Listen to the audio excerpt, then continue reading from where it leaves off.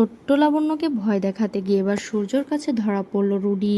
অনুরাগের ছোঁয়া ধারাবাহিকে দেখা যায় কুন্তলা সেনগুপ্ত বাড়ির সবাইকে বলে যে সব কিছুর পিছনে দীপা আছে। মেসোমশাই, আমি সেটাই প্রমাণ করে দেব, এক্ষুনি আমার সাথে চলুন। এই বলে সবাইকে নিয়ে সেনগুপ্ত বাড়ি যায়।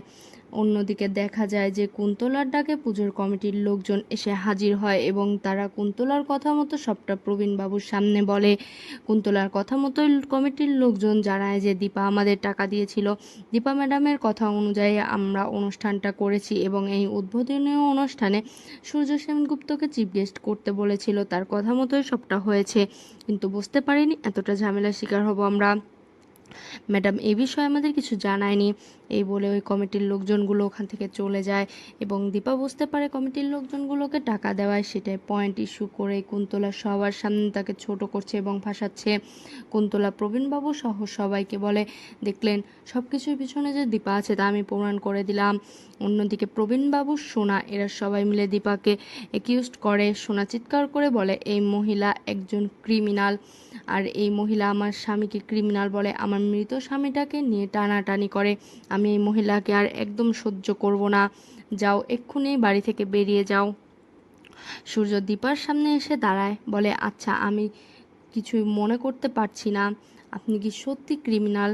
কেন বলুন তো, আপনাকে সবাই এরকমটা বলছে, আমি তো মনে রাখতে পারিনি, আমার কেন কিছু মনে পড়ছে না। দীপা খুব কষ্ট পায়, চোখের জল ফেলতে ফেলতে সেনগুপ্ত বাড়ি থেকে বেরিয়ে যায় এবং দীপা নিজের বাড়ি যায়। তবে দীপা প্রতিজ্ঞা করে এবার সে নতুনভাবে ফিরবে সেনগুপ্ত বাড়িতে। রূপা, অবিনাশ এদের সবাইকে বলে যে এবার এই বাড়িতে অন্যভাবে আমাকে খেলতে হবে, পরিকল্পনাকারীদেরকে শাস্তি দিতে হবে, এবার শুধু লড়াই বাইরে থেকে করলে চলবে না, বাড়ির লোকজনকেও লড়াই করতে হবে। ছোট্ট লাবণ্য সূর্যর দিকে ছুটে এলে দীপা জানতে চায় রূপা, তবে দীপাকে বলে যে আমি জানি ওরা ঠিক থাকবে, ভালো থাকবে, কিন্তু চারু চারু তো সব কিছু আবার দখল করতে বসেছে, তার কি হবে? দীপা রূপাকে বলে, শোনো রূপা, নিজের জিনিসের উপর ভরসা রাখতে শেখো, সব কিছু আমার পরিবার, আমি জানি আমারই থাকবে। অন্যদিকে দেখা যায় যে সেনগুপ্ত বাড়ির সবাই যখন আপসেট হয়ে যায়, চারু তখন বলে যে অনেক হয়েছে, আমরা সবাই বেশ আপসেট হয়ে আছি, আমরা বরং কোথাও একটা ঘুরে আসি। অপরদিকে মিস ডরথি সেজে রুডি সেখানে আসে এবং বলে যে এই ছোট্ট মেয়ে লাবণ্য, ওকে এইভাবে দীপা ব্রেন ওয়াশ করছে যে ও ভয় পাচ্ছে। রুডি এটা ছোট্ট লাবণ্যর দিকে এগিয়ে যেতে চায়। ছোট্ট লাবণ্য চিৎকার করে বলে, না, তুমি আমার কাছে আসবে না, কেউ বিশ্বাস করুক বা না করুক আমি জানি তুমি রুডি দাদা, আমি তোমাকে নিজের চোখে দেখেছি, আমি সবটা জানি। প্রচণ্ড ক্ষেপে যায় উর্মি, চিৎকার করে বলে, এইটুকু মেয়ে পাকা পাকা কথা শিখেছ ওই দীপার কাছ থেকে। অন্যদিকে প্রবীণবাবু সহ সবাই মিলে লাবণ্যকে থামতে বলে। ছোট্ট লাবণ্যকে বলে যে তোমার ভুল ধারণা, তুমি ভুল ভাবছো, উনি মিস ডরথি, উনি রুডি নয়। অপরদিকে রুডি ভাবতে থাকে, ছোট্ট পিচ্চি মেয়েটাকে যদি শিক্ষা দিতে না পেরেছি, আমার নাম রুডি নয়। এই বলে ছোট্ট লাবণ্যর হাত ধরে টানাটানি করে উপরে নিয়ে যেতে চায় এবং বলতে থাকে, চলো আমি তোমাকে মন ভালো করে দেব, চলো আমি তোমাকে অনেক গল্প শোনাবো, আমি তোমাকে ইয়াগো শিখাবো, চলো। কিন্তু কিছুতেই ছোট্ট লাবণ্য যেতে চায় না, প্রচণ্ড জোরাজুরি করে। জয় রেগে যায়। জয় ডর থেকে বলে, এ কি, আপনি ওকে টানাটানি করছেন কেন? যান এখান থেকে, আপনি ওকে টানাটানি করবেন না। উর্মি আসে এবং জয়কে থামিয়ে দেয়। জয় আর কিছু বলতে পারে না উর্মির কথার উপরে। সূর্য প্রচণ্ড ক্ষেপে যায়।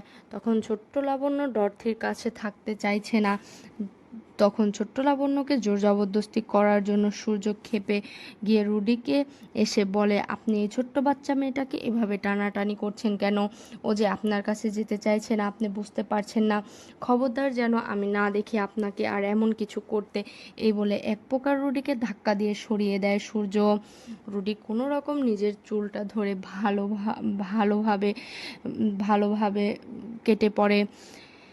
ভালো মা করে কাঁদতে থাকে লাবণ্য। অপরদিকে দেখা যায় সূর্য জানতে চায় কে ওর ভালো মা, কাকে ও ভালো মা বলছে। সেখানে চারু আসে এবং চারু বলে, ও আসলে আমাকে বলছে এই ছোট্ট লাবণ্যকে গিয়ে চারু বলে আসে, তুমি তো তোমার ভালো ছেলের ভালো চাও, তুমি তোমার ভালো ছেলেকে বলো যে তুমি আমাকে ভালো মা বলছো।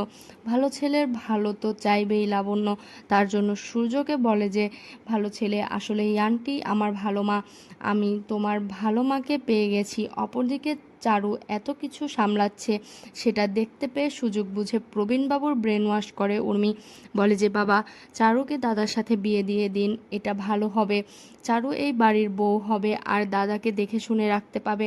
প্রবীণবাবুর মাথায় এই কথাটি ঢুকে যায়, প্রপোজাল দেয় চারুকে, বলে তুমি কি পারবে আমার ছেলের দায়িত্ব নিতে। সূর্য দায়িত্ব নিতে চাইলো, চারু একসেপ্ট করে নেয়।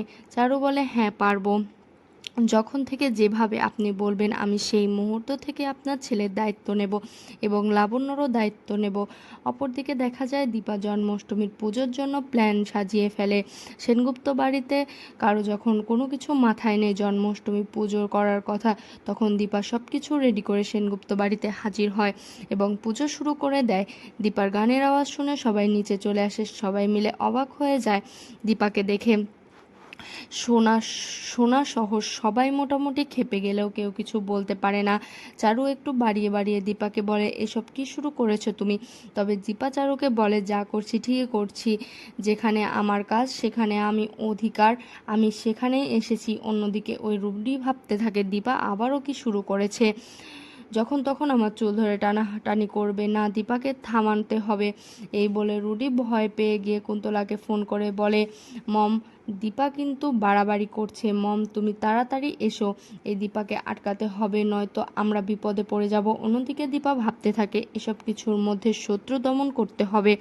ছোট্ট লাবণ্য দীপাকে দেখতে পেয়ে ভালো মা বলে ছুটে আসে, কাঁদতে থাকে এবং দীপা এক হাত বাড়িয়ে বড় বউয়ের মতো করে সব কিছু সামলাচ্ছে, যেটা আত্মীয় স্বজন সবাই দেখতে পায় এবং সবাই বলে তোমার বাড়ির ছোট বউ কোনো কিছুর যোগ্য না, আসলে তোমাদের বাড়ির ছোট বউ কোনো দায়িত্ব পালন করতে পারে না, যা করায় তোমার বড় বৌমার করে।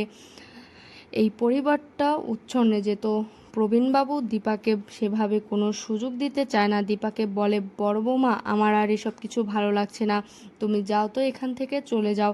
কিন্তু দীপা কথা না বাড়িয়ে প্রবীণবাবুকে বলে, বাবা চলুন আরতি করবেন, মা যখন ছিলেন তখন যা কিছু হতো এখনও ঠিক তাই কিছু হবে।